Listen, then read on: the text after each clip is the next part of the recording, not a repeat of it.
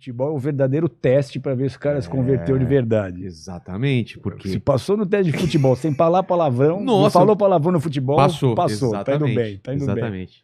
Mas eu lembro do Bola, a gente tava tentando lembrar o ano, eu ia quando era numa garagem, depois entrava, não era uma garagem, né? Era um galpão, né? Na Lapa. Era um galpão no subsolo. Isso. Na verdade, Em ele cima era tinha uma alguma coisa? garagem de um outro salão, que era no térreo, e a gente transformou na nossa igreja. Marco Aurélio 496. Exatamente, exatamente. Isso foi 2000, Vilela.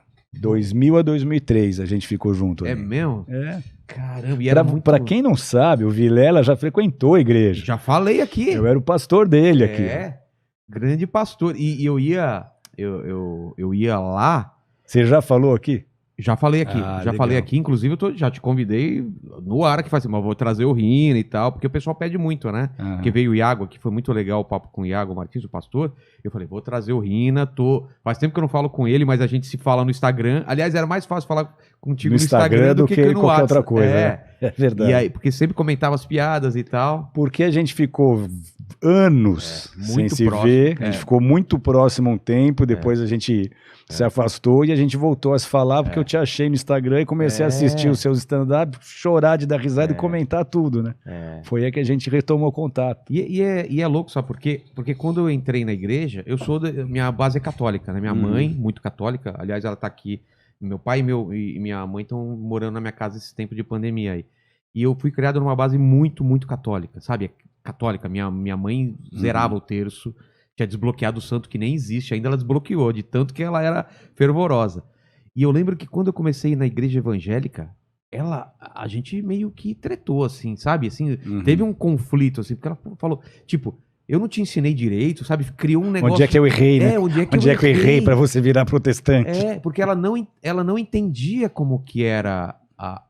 que era a mesma coisa. Exato. Os ensinamentos eram o mesmo. Ela achou que eu ia mudar totalmente e que a gente ia brigar. E aí, quando ela entendeu que era a mesma coisa, que os ensinamentos são os mesmos e tal, aí a gente começou a se dar melhor do que antes que a gente se dava. Que bom. Porque a Igreja Católica, para mim, eu sempre fui...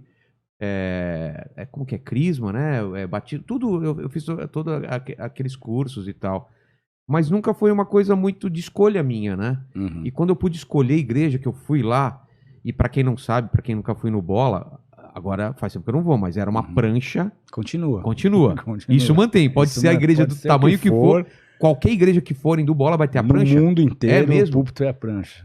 Era uma long? É um long, porque nossa igreja começou num salão emprestado lá no Brás, que era... o salão de workshops da Hipco e da HD, eram duas marcas de surfwear. No primeiro culto, eu falei, poxa, e onde é que eu apoio a prancha agora? Isso aqui não é um lugar preparado para a igreja.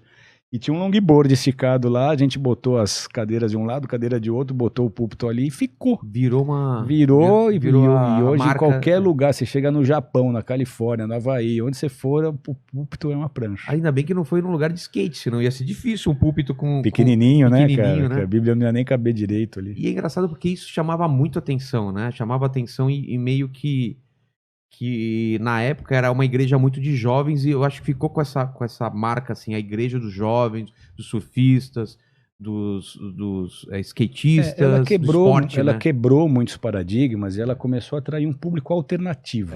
Não necessariamente exclusivamente surfistas, mas muitos surfistas, Roqueiro. Porque eu surfava, Denise surfava, todos os líderes, a maioria pegava onda. Roqueiros, que foi a época que chegou o Catalau, que era do golpe de Estado, que começou a cuidar para mim da igreja lá de Boiçucanga. Verdade. Então ela sempre atingiu um público mais alternativo que não queria tanta formalidade na hora de buscar Deus por já ter tanta formalidade no dia a dia.